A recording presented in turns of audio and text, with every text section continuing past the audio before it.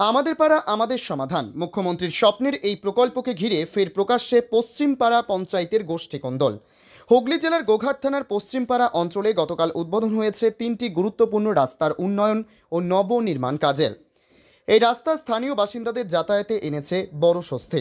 গ্রামবাসীরা জানিয়েছেন, বহুদিনের দাবি পূরণ হওয়ায় তারা কৃতজ্ঞ প্রশাসনের প্রতি, কিন্তু বিপুল জনসমর্থনের মাঝেও রাজনৈতিক জলঘোলা। আমাদের পাড়া আমাদের সমাধান, কিন্তু এখন আমাদের পাড়াতেই শুরু রাজনৈতিক কাদা ছোড়াছড়ি। কারণ আমাদের সংবাদ মাধ্যমের সামনে পঞ্চায়েত সদস্য শফিউল্লাহ খান নাম না নিয়েই ক্ষোভ উগরে দেন অঞ্চল সভাপতি ফরিদ খানের বিরুদ্ধে, আর পাল্টা জবাবও দেন ফরিদ খান আমাদের সংবাদ মাধ্যমের ক্যামেরার সামনে। তবে কি ভোটের আগে ফের প্রকাশ্যে তৃণমূলের গোষ্ঠী সংঘাত? উঠছে জোর প্রশ্ন। সেই ভিডিও দেখুন ক্রাইম প্রেস বেঙ্গলের পর্দায়। কালকে আমি নিজে জানতেই পারিনি এবং মিডিয়ার মাধ্যমে আমি জানতে পেরেছি যে আমি পশ্চিমপাড়া গ্রাম পঞ্চায়েতের একজন মেম্বার। আমি নিজেই জানতে পারলাম না, অথচ আমার বিরোধী যারা আছে তারা জানতে পারলো। একই মঞ্চে একই প্ল্যাটফর্মে বিজেপি এবং আমার তৃণমূলের যে অঞ্চল সভাপতি একসাথে তারা ফিতে কাটছে। কারা? যেই বিজেপি মমতা বন্দ্যোপাধ্যায় যখন ঘোষিত করলো যে আমার পাড়া আমার সমাধান, সেই সমাধানের জন্য 10 লক্ষ টাকা করে বরাদ্দ করলো। বিজেপি সহ্য না করতে পেরে মমতা বন্দ্যোপাধ্যায় সরকারকে কিভাবে কলুষিত করা যায় তার বিরুদ্ধে কেস করতে গেল।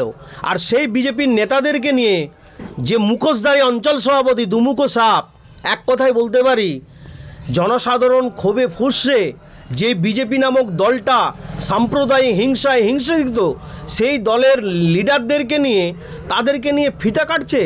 আর আমরা দলের দিবরাত্রি দলকে কিভাবে পরিষেবা দেয়, দলের পাশে দাঁড়ানো যায়, মানুষের কাজ করতে যায়, আর আমাদেরকে জানানো পর্যন্ত প্রয়োজন মনে করলো না। এটাই আফসোস। কিন্তু বন্ধু, এটা দল নজরে রাখছেন, দল আমাদের সাথে আছে, দল আমাদের পাশে আছে, আমরা দলকে জানিয়েছি। তারই সাথে সাধারণ মানুষের ক্ষোভ যে এই রকম ব্যক্তিকে যেন এই পশ্চিমপাড়া অঞ্চল তৃণমূল কংগ্রেসের, সে পশ্চিমপাড়া অঞ্চলের সভাপতি তৃণমূল কংগ্রেসের নয়, সে বিজেপির সাথে আঁতাত আছে, সে সিপিএমের সাথে আঁতাত আছে, কিন্তু তার স্বার্থসিদ্ধির জন্য, সুবিধাভোগের জন্য সে নামে শুধু নামমাত্র তৃণমূলের সিম্বলটা নিয়ে বসে আছে। This is my challenge. আমি চ্যালেঞ্জ ছুড়ছি, কেউ যদি বসতে চায়, আমি প্রত্যেকটা প্রুফ আমার কাছে সব ধরা আছে। যেখানে যার যেটা করার আমি আগামী দিন সেটা করব। আপনারই দলের কর্মী আপনার বিরুদ্ধে তোপ দেখেছেন, তিনি ঘোষণাই করছেন আপনি নাকি বিরোধীদের সঙ্গে একত্রিত হয়ে কাজ করছেন। এই বিষয়ে আপনার মতামত?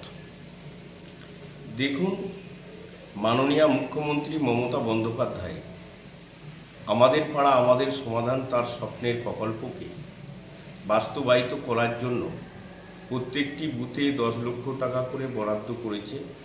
ছোটোখাটো সমাধানগুলো আমরা যাতে সমস্যার সমাধান করতে পারি।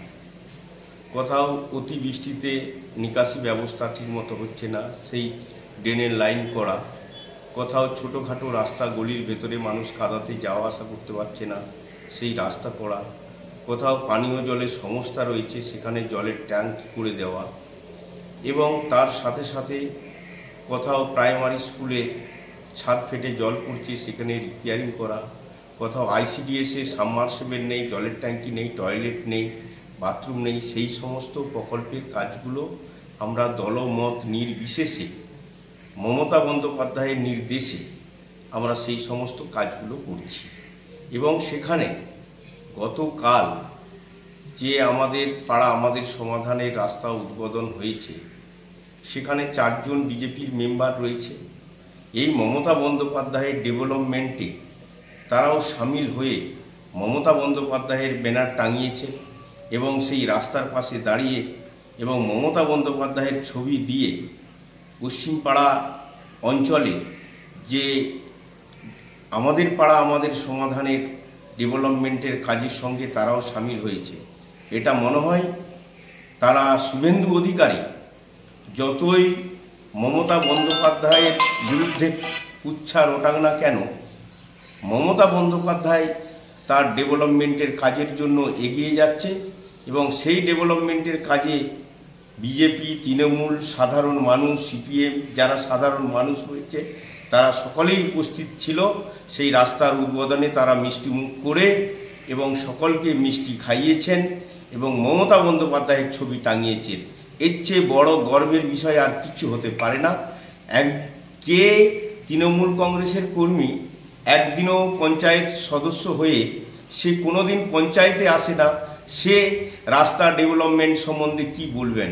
সে দেশের জন্য কি কাজ করেছেন, মানুষের জন্য কি কাজ করেছেন, কি উন্নয়ন করেছেন, এটা আপনাদেরকে লক্ষ্য রাখতে হবে।